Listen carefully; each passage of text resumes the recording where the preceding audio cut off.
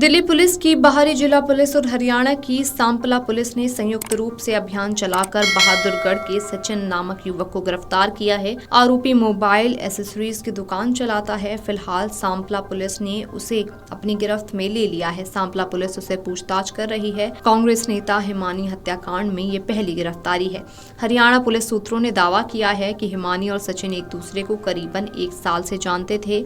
सचिन हिमानी से मिलने उसके घर भी जाता था और वहां रुकता भी था। पुलिस हत्या के कारणों को जानने के लिए लगातार पूछताछ कर रही है। सचिन ने कांग्रेस नेता की मोबाइल चार्जर के तार से गला घोंटकर हत्या की थी। हरियाणा की रोहतक से सांपला कस्बे के बस स्टैंड पर एक बैग में 1 मार्च को सुबह कांग्रेस नेता की बॉडी मिली थी।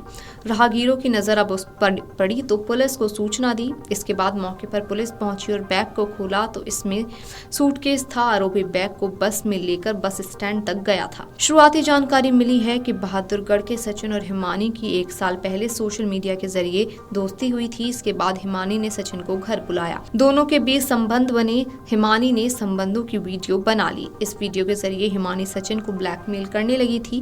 पूछताछ में आरोपी सचिन ने बताया कि वो हिमानी को 3 लाख रुपए से ज्यादा दे चुका था। अब 2 मार्च को निकाय चुनाव होने थे। उससे पहले हिमानी ने सचिन को अपने घर बुलाया था। हिमानी सचिन से रुपयों की डिमांड कर रही थी। सचिन ने उसे काफी समझाया लेकिन हिमानी नहीं मानी। इस पर उसने गला दबाकर उसकी हत्या कर दी। हत्या करने के बाद आरोपी बहादुरगढ़ के कनोदा गांव स्थित अपनी दुकान पर चला गया। फिर दोबारा हिमानी के घर आया और सूटकेस में शव रख कर ले गया। सूटकेस को पहले रिक्शा और फिर बस से सांपला स्टैंड तक लेकर गया। सचिन शादीशुदा था, उसके 2 बच्चे भी हैं। फिलहाल आरोपी से पूछताछ चल रही है। हरियाणा पुलिस ने कांग्रेस कार्यकर्ता हिमानी नरवाल की हत्या के मामले में एक आरोपी को गिरफ्तार किया। पुलिस ने सोमवार को ये जानकारी दी।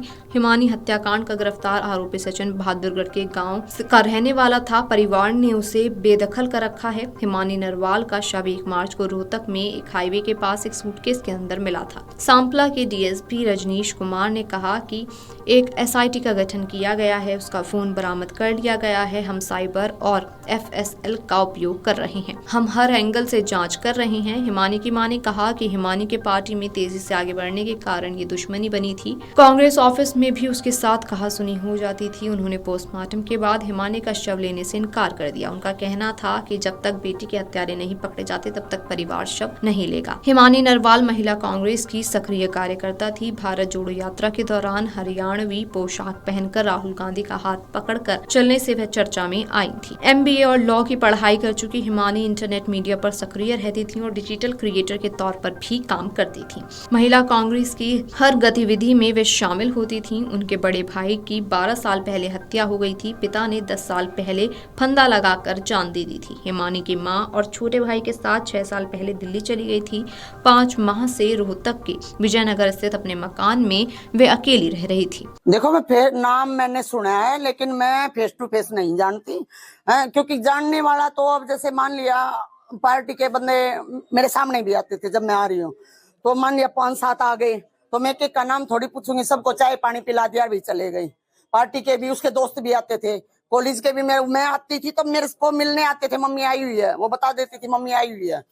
तो कॉलेज के टीचर वगैरह भी, पार्टी वाले बंदे भी, हाँ, जो फ्रेंड सर्कल जिनसे ये मतलब पार्टी के काम करवाया करते, जैसे वोटिंग में या कैसे भी कहीं भी गांव में मतलब वोट इकट्ठी करनी है, पोस्टर वगैरह लगाने हैं, कहीं भी कोई इंतजाम करना, जो बच्चे इसके साथ काम करते थे उनको मतलब बता दिया करती, आज मम्मी घर आई हुई है, मिलना हो तो आ जाओ। कई कहते मम्मी आंटी हमने इसको बोल रखा था कि आंटी आई तो बताना, हम मिलेंगे।